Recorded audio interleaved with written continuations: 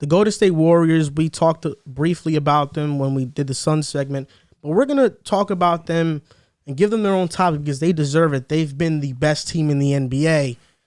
And Klay Thompson and James Wiseman haven't even played for them this season. They're 19-3, first in the West right now. Warriors beat the Suns, blew them out on Friday night after losing 104-96 on Tuesday. Series is now 1-1. Christmas game coming up. Klay probably is playing for that. They've won their 11th straight home game by double digits. And Klay Thompson, James Wiseman, they were brought to the G League, the Santa Cruz Warriors, and Klay Thompson hit a game-winning three in the scrimmage. And Wiseman is it's going to take longer for him to return than Klay. Klay is going to return before him. Klay is much more further along. But how dangerous will this Warriors team be once Wiseman and Klay come back? Riv, I know you on Twitter before have said that you don't know where the Warriors' true ceiling is until you see those players come back. I don't know if you mean it in a positive way or in a negative way. Do you see any scenario where they can get worse with these two? Because I don't think so. I think Klay, no. I think with Wiseman, it's, because when he came in, he played 2 college basketball games. He was raw. Yeah, he came in. He didn't play ball since then. He was raw. He was just going through training. And I don't like the idea of just training for a year and then going into the league. Like, you have to have some type of game time experience. He came in. When he was in the lineups, the Warriors weren't that good. Steph was bad when he was playing with him. Oubre, Wiggins, they just were bad when Wiseman was in the lineups. But that was because he hasn't played ball. He was still raw. He was still a rookie. When he comes in this year, he's gonna be a little bit more advanced, but it's still we want to see what he's gonna look like. Can he be able to catch the ball consistently?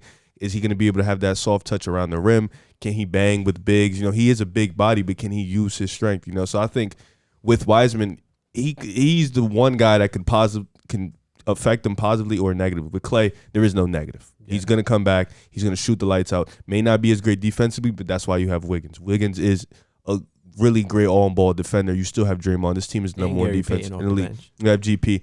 Klay doesn't have to come back and automatically be that all-NBA defender that you need him to be. Best player, doesn't have to. Wiggins is there. Klay can guard your second or your third. So with Klay, it's nothing but positive. I just think right now, with Klay come back, Jordan Poole's going to now come off the bench. What is that going to do for his progression? Anyways, Draymond already told you. It's stupid. But what is that going to do for Jordan Poole's, progression? How is that going to affect him? But I think overall, you can't look at Klay coming back and think anything is a negative. For Wiseman, it's just a little tweaks in the system. What's he going to do for this team? Is he going to make them bad or worse? But other than that, I think this is going to be great for them. Getting Klay back in that building. Getting Klay back for Steph and Draymond. They love playing together. Finally, I've been dying to see Klay. Yeah, we haven't seen Klay play in 2 years, so it's great for basketball. And it's just, this just makes me happy because Steph is just going to get another ring. So it makes me extremely happy. So I'm excited to see these guys play. JC, you had the Warriors as the 5th seed in your Western Conference preview rankings. I didn't. Yes, you did. I had them anywhere from 1 to 3. No. It was 4th. Nah, gang, you did not have them top 3. 5th, I have Dallas. I had Dallas. Well, you didn't have I had them top Denver. 3. Yes, I did. It was L.A. I don't remember that. I remember you were low on Golden State. Oh, yeah, but you saw the next video when I saw them play. I was like, okay, I changed my mind. Oh, okay. So, how much have they surprised you this year, and how dangerous are they going to be once Klay and Wiseman come back? I mean, it's been a huge surprise. I mean, this is a team that got bounced out in the play-in last year with relatively, the same roster other than Bielitsa and everybody. But Jordan Poole's emergence, him becoming a better scorer, ISO scorer, fitting the system well. You sign these good players like Bielitsa, Steph Curry. I mean, this is a team that's average is number one in average margin of victory in 13, which is ridiculous. They're number one in points per game. They're number one in 3-point percentage. They take care of the basketball. This is a team that's just like a well-oiled machine. Their system's been playing really, it's been benefiting them. I think the addition of Klay Thompson is only going to help. This is a guy who obviously is a 3-time champion. He's used to the Warriors system. He's had success with Steph Curry. He's one of the best off-ball players ever as well, one of the best shooters, plus defender when he was injury-free. I don't know how he's going to come back, but, alluding to Rivers' point, I mean, you have Andrew Wiggins, GP, you have other guys that can step up and I don't want to say hide Curry because Curry's actually been pretty good defensively this year. So I think that narrative kind of has to die too. So I mean, you're adding Klay Thompson back, another plus defender to a team that's already a lead on defense. They're number one across the board in just a lot of things, opponent shooting percentages. And you know, I saw a stat that like I thought the Nets. I thought the Nets were the best third quarter team in the NBA until I saw that the Warriors were number one in third quarter until I actually watched them play. But they're number one in the third quarter. They're number one in the fourth quarter. So they're blowing people out and holding people to like, I mean, in the third quarter, they hold their opponents to 22 points per game. In the fourth, 20. Like, that's ridiculous. You're adding Klay Thompson back to that. James Wiseman, like I said, when I saw him, he was raw. You know, he looked like he needed like that extra time to be playing in college to get acclimated to the game.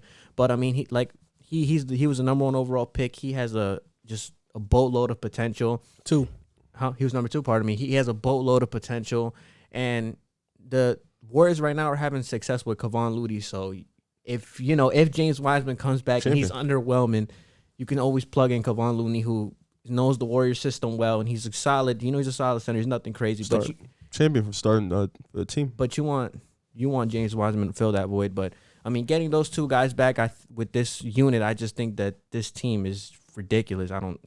It's going to be crazy when Klay comes back. So you did indeed have them fourth. You had Jazz, fourth, Lakers, Suns. I know I did. Yeah, you said fourth. fifth. You tried to violate me. You had them fourth or fifth. I was like, but time out. Could y'all hear me out though? I had the Lakers. This is the season just before we knew anything was going on. No, we can't hear you because we had them top 2. Yeah, we knew Golden State was gonna be nice. No, but listen though, I had the Lakers. Obviously, LOL. I was wrong. I had the Jazz. Good regular season team. I think before you go, the Suns. I don't think that's bad. The Jazz are getting overlooked right now. We haven't talked about them, but we got to talk about them. They soon. can give the Suns a run for their money too in the series. You had the Lakers at 1. What's wrong with that? What's wrong with it is and now it looks stupid. Now he had the Jazz at 1, Lakers at 2. Yeah, you had the Jazz at 2 because you just solely put your emotion into LeBron. Team. No, you put your emotion into LeBron. I mean, So it was LeBron, Rev, AD, and Westbrook. yours was Suns, Jazz, Warriors, Lakers, Nuggets, Clippers, Blazers. What's mine? Yours was Jazz, Lakers, Suns, Warriors, Nuggets, Mavs, Clippers, Grizzlies. What's wrong with that? Mine's was Suns, Warriors. I'm gonna get the top 2 correct if the Suns are better than Warriors. Well, yeah. I had the Suns, Warriors, Jazz, which they're the best 3 right now. I had the Lakers at 4, the T-Wolves at 5, 6 Nuggets, 7 Clippers, and 8 Mavs. What was mine again? Yours was Suns, Jazz, Warriors, Lakers at 4, Nuggets 5, Clippers 6, Blazers 7, Mavericks 8. So we both have the top 3. I had Dallas 5th, you said, right? Because we both have Jazz, Suns, Warriors in our top 3. No, you had the Mavericks 6. Yeah, we both had the Suns, Jazz, Warriors. You guys are you two guys, man. How? Silly rabbits. I mean, could you blame me? It was a healthy Lakers team coming back were emotional. with LeBron James and Russell Westbrook. It was too much emotion into that. It's not emotion. It's just no, mine was just viewed off paper. Off paper, they didn't look good. With Westbrook, LeBron, and AD. See what you're doing? It's emotion. It's emotion. How's that emotion? That I'm solely looking at. Westbrook's an 83 overall in 2K. Yo, that's disrespectful, bro. He's been playing good. Yo, how is he an 83 now? I think they did. Yo, have you seen his last? Have you guys seen his last 8 games? He's been good. He should have definitely got a roster update. You got to think about it though. He's like an 86, 85. He probably dropped. But this is a Warriors topic, and I didn't get. Where did you have the Lakers? 4. Really? Did I have them 4? I had them 4 too. And him too? 4 or 5, one of those 2. Oh wow, you guys weren't high on them at all. Yeah, I wasn't very high. I mean, at least I didn't say it was going to win 65 games. But this is a Warriors topic. I haven't given my take on it yet. Yeah, I think with Klay and Wiseman, this team is just supercharged. I don't know how any team's going to stop them in the playoffs. They're going to be on a different level. Klay averaged 21.5 with KD. They're shooting 40% from 3, which isn't even what he shoots for his career. He shoots 42% from 3. In the playoffs, he averaged 21 and shot 44% from 3. We know how clutch Klay is. We know how great of a shooter he is. Despite his injuries, which are concerned, his shooting will be there. His defense, it's going to take him some time, but I think it's going to come eventually. Me too. And you're right. When I talked about Jordan Poole and Klay, I disrespected Klay. OD. And Draymond has talked about that because I've watched Draymond interviews. He says Klay has heard all the disrespect. So I wouldn't be surprised if Draymond showed Klay the clip of me saying he should come off the bench, and Klay's just more fueled off that. Like, who is this guy? Yeah, that's awesome. No, I mean, I don't root for players to fail. I hope Klay comes back and he's great. He's one of my faves. When we talk about teams, we often talk about players and we talk about their impact, and deservedly so, because I think they deserve a lot of the credit. Something that's getting overlooked here is the guy who's taken charge of their defensive scheme, of their coaching, Mike Brown, who was with the Cavaliers, came from the Greg Popovich tree, which is known for great defense, with the Cavs, made the finals with LeBron and Zindris Ilgauskas, Drew Gooden. I think he has like 3 number 1 seeds. No, Mo Williams wasn't that. Yo, they were the number Eric 1 defense Snow, then too. Eric Snow, Larry Hughes, LeBron, Ilgauskas, and Drew Gooden. People They always made the finals, right? No. Oh, right? people always talk about how LeBron carried that team, and he did. There's no doubt. Defensively, But he didn't. I know he did, was about to and that's say. what I'm saying. Defensively, that's why they made the finals, because they were that great defensively, and that is Mike Brown. Even against Mike the Spurs, Brown has been great defensively. All close games, low scoring games. Last year, Jaron Collins took over their defense, but this year it's Mike Brown. Even though Mike Brown has been on the staff for years now, this year 99.8 defensive rating, the best for the best defensive rating the Warriors have had like in decades. I mean, this is next level stuff. And an interesting thing that I found out about Mike Brown, because I read this article from The Athletic from Tim Kawakami, who's probably a Warriors beat reporter, and he interviewed Mike Brown. And Mike Brown said a lot of interesting stuff.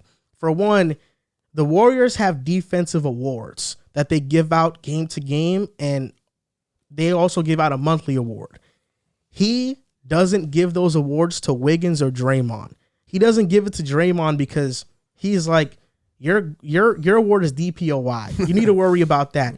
He made that for guys like Curry and Jordan Poole and Bielitsa and all these other guys to step up defensively, and it gives them incentives to play defense. Motivation. And you can see everybody on Golden State is bought in defensively, and I think Mike Brown has a lot to do with it. He's a really passionate guy.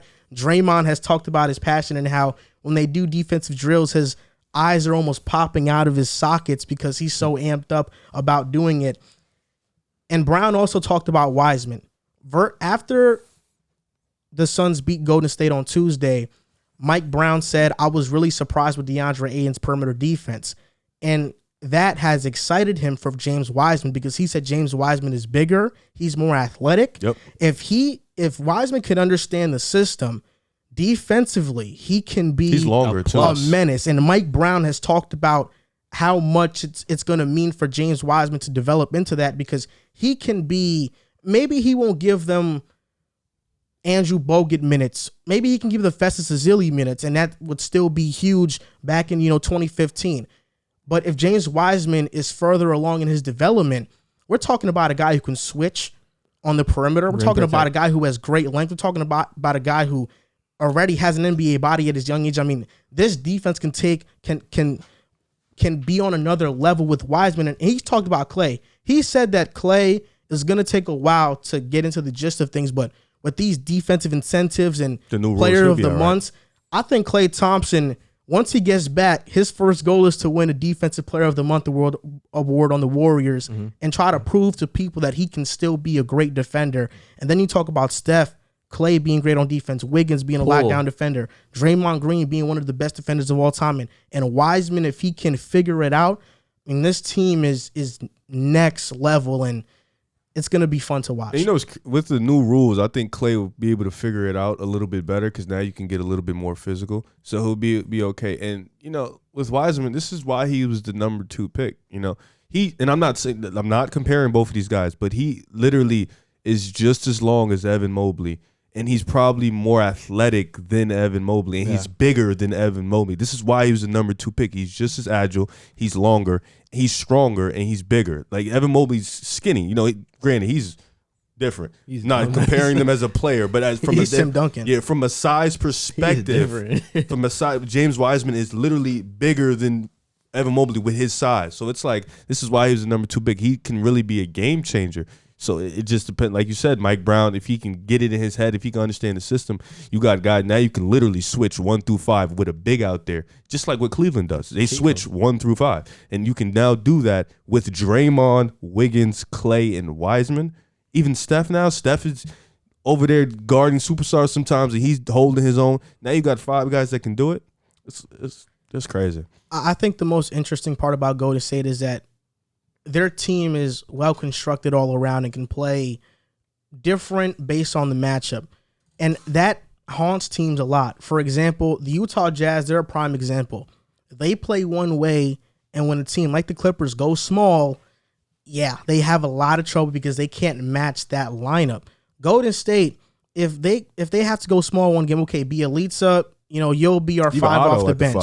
You can have Otto, JTA, Gary Payton, Jordan Poole off the bench once Klay comes back, James Wiseman, Kayvon Looney. I mean, Golden State is legitimately 1 to like 14 deep, and they can play so many guys. This is the deepest team in the NBA, and I don't see how they don't make the finals. Like, I think they're gonna win the championship if Brooklyn doesn't have Kyrie. And at this point, it doesn't look like Kyrie's coming back. And if we get into the All-Star break and Kyrie still hasn't come back, I don't even trust Brooklyn to mesh chemistry-wise to be able to beat a Golden State, because Golden State right now they're figuring things out. Their chemistry is insane. The talent is insane. I don't see any team beating them. I think they can beat us with Kyrie. I think they can too. I think they're that smart as a team. They just play basketball smarter than everybody else. If you just watch them play, they're just a team full of high IQ players. Like Brooklyn's more like isolation players. I don't think Brooklyn as a team is smarter than Golden State as a team, and that kind of matters. Having that IQ and having that system and being smart, that matters in the long run. So I still think that they could beat the Nets with Kyrie Irving.